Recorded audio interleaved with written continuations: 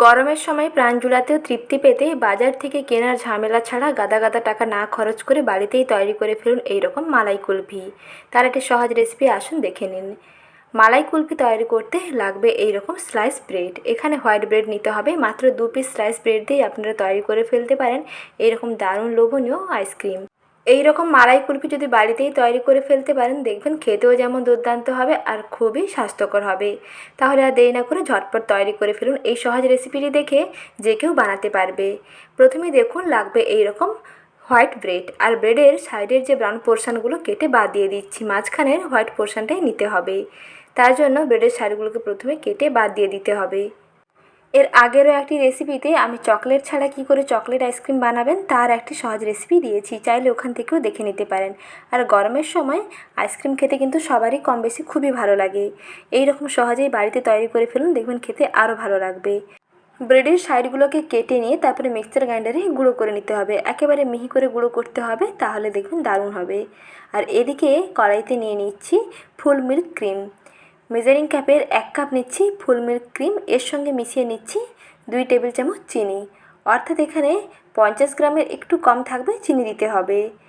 যদি মনে হয় যে মিষ্টি বেশি চান, তাহলে অবশ্যই মিষ্টিটা নিজের পছন্দ মতো একটু বাড়িয়ে দিয়ে দিতে পারেন। যেহেতু এখানে গুঁড়ো দুধ পড়বে, তার জন্য একটু মিষ্টিটা কম দিলাম। যদি মনে হয় যে চিনিটা বেশি দেবেন, তাহলে কিন্তু দিতেই পারেন। এখন এর সঙ্গে মিশিয়ে নিচ্ছি বেশ খানিকটা গুঁড়ো দুধ। মোটামুটি 3 টেবিল চামচ গুঁড়ো দুধ দিয়ে দিচ্ছি, যাতে এই দুধটা খুব ঘন হয়ে যায় এবং টেস্টটাও দুর্দান্ত হবে।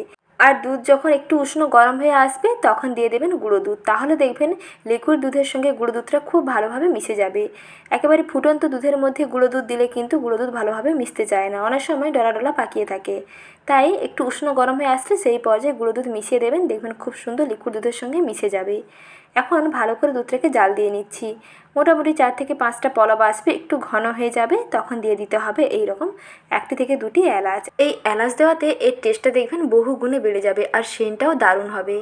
এই পর্যায়ে মিশিয়ে নিচ্ছি পাউরুটির গুঁড়ো। পাউরুটির গুঁড়োগুলোকে দুধের সঙ্গে মিশিয়ে নিয়ে আবার একটুক্ষণ জাল দিয়ে নিচ্ছি, যাতে এই দুধটা ঘন হয়ে যায়।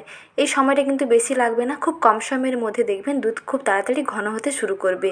তাই বারবার খুন্তিটা দিয়ে এরকম নেড়ে থাকবেন, যাতে খুব তাড়াতাড়ি ঘন হয়ে যায়, এবং গ্যাসের আঁচটা একটু কমিয়ে রাখবেন। কিছুক্ষণ পরেই দেখবেন এইরকম ঘন হয়ে যাবে। মিশ্রণটাকে মোটামুটি 10 মিনিটের জন্য একটু ঠান্ডা করে নিচ্ছি। তারপরে একটি বাটির মধ্যে নামিয়ে নিচ্ছি। একটি বাটির মধ্যে বা একটি কন্টেনারের মধ্যে নামিয়ে একটু ঢাকনা দিয়ে তারপরে ডিপ ফ্রিজের মধ্যে রেখে দেবেন প্রায় 2 ঘন্টার জন্য। মালাইটা দেখুন বন্ধুরা কতটা ঘন হয়ে গেছে। আর 2 ঘন্টা ডিপ ফ্রিজে রাখার জন্য এই মালাইটা দেখবেন আরও ঘন হয়ে যাবে, বেশ জমাট হয়ে যাবে। তারপরে ডিপ ফ্রিজ থেকে বের করে নিয়ে একটু মিক্সচার গ্রাইন্ডারে ভালো করে পেস্ট তৈরি করে নিতে হবে। এতে এর মধ্যে যে ক্রিমিনেসটা অর্থাৎ ক্রিম ভাবটা অনেকটাই চলে আসবে। আইসক্রিমের মধ্যে যে ক্রিমি ভাবটা থাকে সেইটা আনার জন্য এরকম 2 ঘন্টার জন্য ডিপ ফ্রিজে রেখে দেবেন। তারপরে সেই ঠান্ডা মালাইটাকে একটু মিক্সচার গ্রাইন্ডারে পেস্ট করে নেবেন, তাহলে উপরটা দেখবেন এইরকম ক্রিমের মতন হয়ে যাবে। টেক্সচারটা দেখেই বুঝতে পারছেন বন্ধুরা কতটা ক্রিমের মতন হয়েছে। এখন আইসক্রিম মোল্ডে ঢেলে নেব। আর যদি আইসক্রিম মোল্ড না থাকে, তাহলে এই রকম ছোটো ছোটো কফি কাপগুলো আপনারা সহজেই চায়ের দোকান থেকে পেয়ে যাবেন।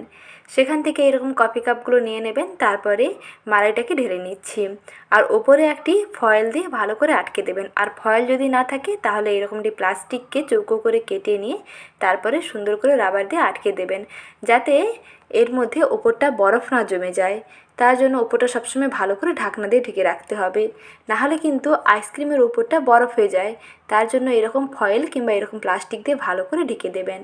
তারপরে দেখুন মাঝখানে যেহেতু একটু কাঠি দেবো, তার জন্য একটু ছুরি দিয়ে কেটে নিচ্ছি। এইভাবে একটু ছোট্ট ছিদ্র করে দিয়ে যে আইসক্রিমের কাঠিগুলো থাকে একটি করে দিয়ে দিচ্ছি। এইভাবেই সহজেই তৈরি করে ফেলতে পারেন মালাই কুলফি। আমি প্রায় 9 থেকে 10 ঘন্টার জন্য ডিপ ফ্রিজে রেখে দিয়েছিলাম। তারপরেই দেখুন কত সুন্দরভাবে জমাট হয়ে গেছে। ব্রেড মালাই কুলফি নামটা শুনলে একটু কষ্ট মনে হলেও বানানো দেখবেন বন্ধুরা কতটাই সহজ। একেবারে অল্প কিছু উপকরণ দিয়ে এবং ঘরে থাকা সামান্য কিছু উপকরণ দিয়ে ঝটপট তৈরি করে ফেলতে পারেন এইরকম দারুণ লোভনীয় মালাই কুলফি। বাড়িতেই তৈরি করে ফেলুন, আর ছোটো থেকে বড় সবার মন জিতে নিন। গরমে তৃপ্তি পেতে একটি খেলে দেখবেন প্রাণ ভরে যাবে। তাহলে আর দেরি না করে আজই ট্রাই করে ফেলুন। আর আমার এই সহজ রেসিপিগুলো ভালো লেগে থাকলে এবং এই রকম নতুন নতুন রেসিপি পেতে চ্যানেলটিকে প্লিজ সাবস্ক্রাইব করে রাখবেন। সঙ্গে লাইক শেয়ার করার অনুরোধ থাকলো। ভালো থাকবেন।